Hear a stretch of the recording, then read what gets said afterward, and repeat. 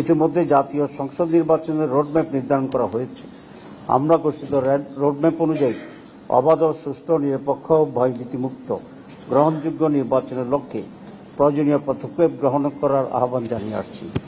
আমাদের অতীত অভিজ্ঞতা অনুযায়ী কালো টাকার ব্যবহার বন্ধ, ভোট কেন্দ্র দখল, পেশি শক্তি প্রদর্শন ও ভোটের বিভিন্ন অনিয়ম ও অপতৎপরতা বন্ধ, কোয়ালিটি সম্পন্ন পার্লামেন্ট এবং দক্ষ আইন প্রণেতা তৈরি সহ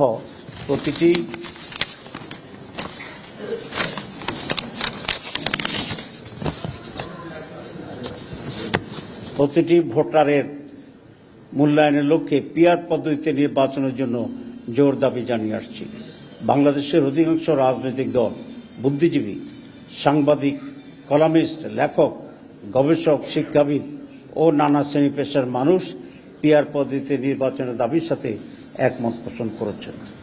প্রিয় সাংবাদিক বন্ধুগণ, আমরা লক্ষ্য করছি জনগণের দাবিসমূহ কার্যকর করার কোনো পদক্ষেপ গ্রহণ করা হচ্ছে না। এমত অবস্থায় জনগণের দাবি আদায়ের জন্য গণ আন্দোলনের কোনো বিকল্প নেই। তাই জুলাই জাতীয় সনদের ভিত্তিতে আগামী ফেব্রুয়ারিতে অবাধ, সুষ্ঠু, গ্রহণযোগ্য নির্বাচন এবং জনগণের ভোটের প্রতিষ্ঠার মাধ্যমে বাংলাদেশকে একটি ন্যায়ভিত্তিক ও জবাবদিহিমূলক গণতান্ত্রিক রাষ্ট্র গড়ে তোলার লক্ষ্যে বাংলাদেশ জামাত ইসলামের পক্ষ থেকে আজ 15 সেপ্টেম্বর আন্দোলনের 5 দফা গণদাবি জাতির সামনে তুলে ধরছি। দাবিসমূহ: জুলাই জাতীয় সনদের ভিত্তিতে আগামী ফেব্রুয়ারিতে নির্বাচন আয়োজন করা। 2, আগামী জাতীয় নির্বাচনে উভয় কক্ষে পিআর পদ্ধতি চালু করা। 3, অবাধ, সুষ্ঠু ও গ্রহণযোগ্য নির্বাচনের লক্ষ্যে সকলের জন্য লেভেল প্লেইং ফিল্ড নিশ্চিত করা। 4, ফ্যাসিস্ট সরকারের সকল জুলুম, নির্যাতন, গণহত্যা ও দুর্নীতির বিচার দৃশ্যমান করা। 5, স্বৈরাচারের দোসর জাতীয় পার্টি ও 14 দলের কার্যক্রম নিষিদ্ধ করা।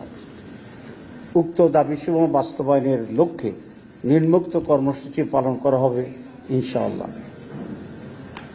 1, 18 সেপ্টেম্বর রাজধানী ঢাকায় সমাবেশ ও বিক্ষোভ মিছিল।